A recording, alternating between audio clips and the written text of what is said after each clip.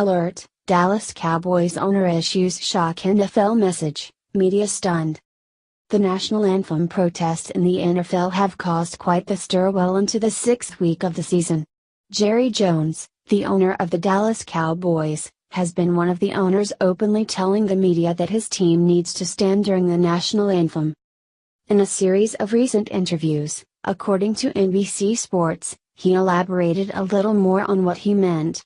In fact, he went on to explain how protesting the national anthem is hurting the sport overall. Jones explained, "All times, I want to do the right thing by them and their customers." He went on to say, "I have a great responsibility to the people who support us. We all get great benefits from having a lot of people watch our games. All of us do." The original message during these protests was that there are racial issues in the United States.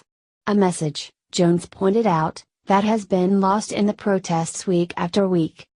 Now, people are more focused on the act of taking a knee rather than any form of social injustice in the system. Jones is exactly right, no one is talking about racial injustices that may exist in the country. If the players protested in an effective way, off the field and in the societal trenches, it would be to their benefit. The Dallas Cowboys are only one of 6 teams in the league that has not had a player protest the anthem. Jones facilitated this reality when he stated that if a player protested, they would be benched for their behavior. But our ability to be substantive is based on having a strong NFL, a league that people are really interested in and want to watch games. At all times, if I'm anything, I am first and foremost a proponent of making the NFL strong. Making us have as many people watching the game as we can and watching in light of what we're doing, and that's playing football, Jones said. Jones went on to say that if they want to fight for this message, there is nothing wrong with that. However, they need to find a way to protest that doesn't tear down the NFL in the process. It all came full circle when a member of the group Black Lives Matter accused Jones of treating his players like a plantation owner. Jones did not appreciate this comment. "They don't know me," Jones said, "and I didn't know them. I am well aware they don't know me. To the extent that they were frustrated with me, they are wrong. Just wrong," he said, addressing the BLM members' remark. These protests started last season when Colin Kaepernick took a knee during the national anthem.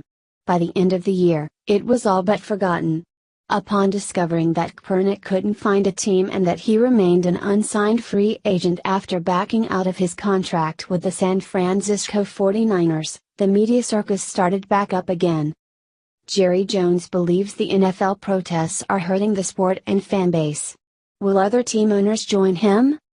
Suddenly, many members of the NFL started protesting as a way to fight against racism, including the notion that Kaepernick's continued unemployment was an act of racism. Instead of looking at his race, it may be wise for them to look at the tension he has caused in the NFL as a whole since his first initial protest and the fact that his performance as a player declined. If players aspire to stand or kneel for advocacy or what is right, it's fine.